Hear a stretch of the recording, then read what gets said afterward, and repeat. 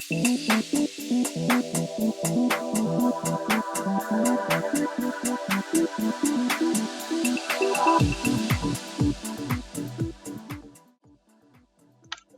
now, let's talk about different trends here.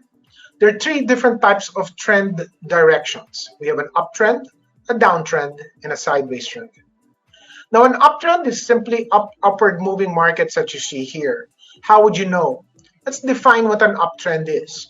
An uptrend is simply a swing upwards like this that shows this type of quality. It shows higher highs followed by higher lows.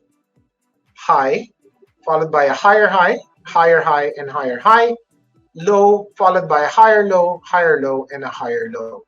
You need those two qualities to exist for you to call this trend an uptrend. A downtrend is the opposite.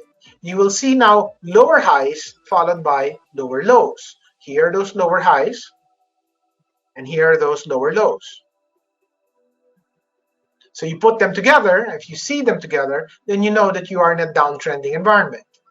And finally, a sideways type of trend. I'd like to be able to define the sideways trend as simply an uptrend, not an uptrend, and a trend that's not a downtrend. So if it's not this and it's not this, it's automatically this. Generally, a sideways trend will have two lines drawn, and you will see that sometimes the highs and lows are almost the same, or they could be curved or angled a little bit, but usually about the same. And next session, we'll talk about area patterns so you can see what many of these sideways trends are like. But remember, if you don't see higher highs and higher lows, or you don't see lower highs and lower lows, automatically a trend is sideways. If you're looking at the chart and you can't seem to determine what it is, what the trend is, I would probably guess it is sideways. So until you can accurately find and define an uptrend in your chart, consider it a sideways trend unless you can prove that it's either up or down. Now, to be able to follow these trends, we will use a tool known as a trend line. Now, if you notice, I took out the blue and red lines here. But in this uptrending environment that you see in the first image here, I want you to be able to connect all the major lows that you've seen so far. So connect this low to the next low and to the next low.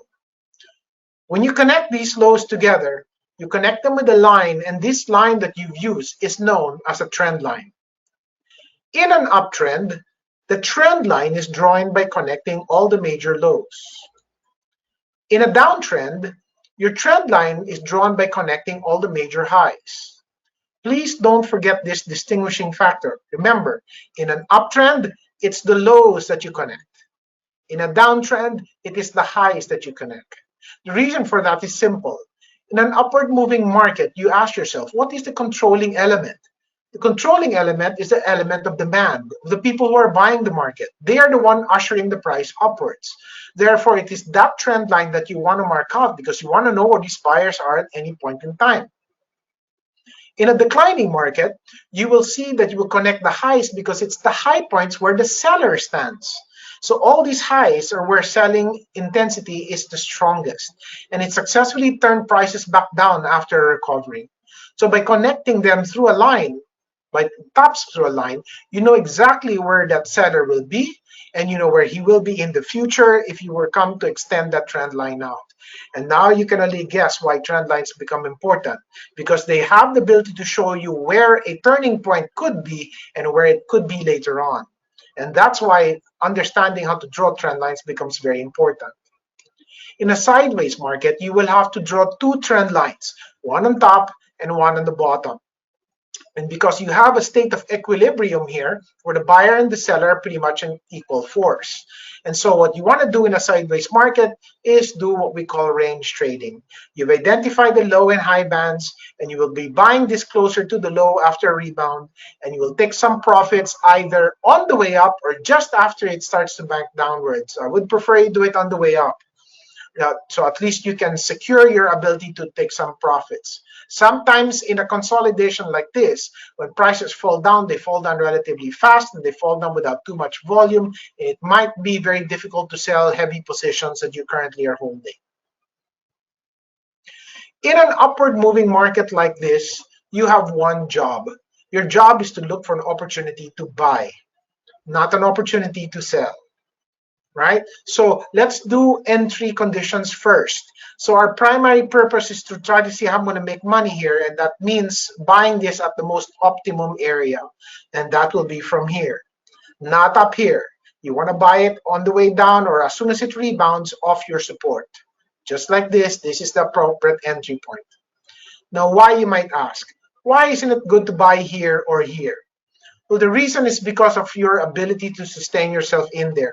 Can you imagine if you bought your stock here and it climbs to this price? Would that still be profitable enough for you? Or what more if you're buying it closer to the high and you were now going to have to survive this on the way down and hope that you don't get shaken out? So it does not produce that effect that you want. You want to be able to make sure that your entry here is calculated, measured to your advantage. And that's the reason you want to do that. If you are caught in a downtrend like this and you're trying to sell a position, you should be selling that position in every single rally coming closer to that resistance line. So if you miss this opportunity to sell here, you should sell here. If you miss this opportunity to sell here, then you should sell here.